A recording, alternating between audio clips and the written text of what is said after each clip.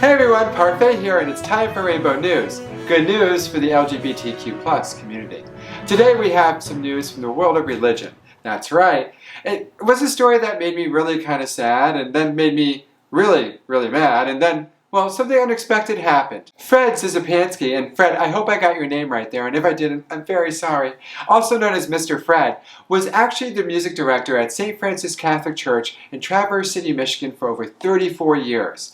That's right, he worked there for over 34 years. That was until, on Friday the 13th of all days, he was fired, and that was October 13th of this year. And why was Mr. Fred fired after all those years of service? Well, my goodness, his retirement party had already been announced.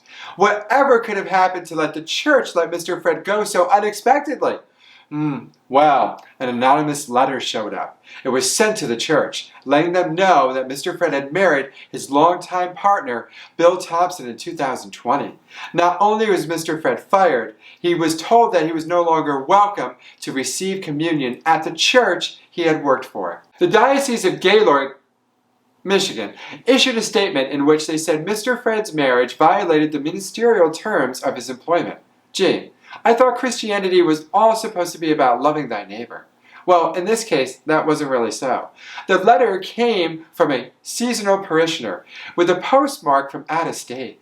Whoever this seasonal parishioner is, wherever you are out there, how does ratting out poor Mr. Fred, quite literally turning in thy neighbor, make you a good person? I just can't stand people who think they know who God loves and who God doesn't love.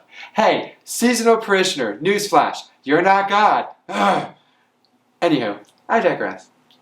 Back to the story, because we're about to get to the good part. Well, I imagine the Reverend Michael Linguar was quite surprised the following Sunday, on October 20th, when his outraged parishioners staged some protests. The members of the choir wore black, left their seats vacant, and refused to sing. Other supporters gathered outside the picket signs and said things like, "Love, not hate," "God includes, not excludes," and "Fired, not retired." Some of the parishioners are leaving the parish altogether in protest. That's the way that you speak truth to power. Fred's husband Bill has set up a GoFundMe campaign to help cover the cost of legal fees and insurance.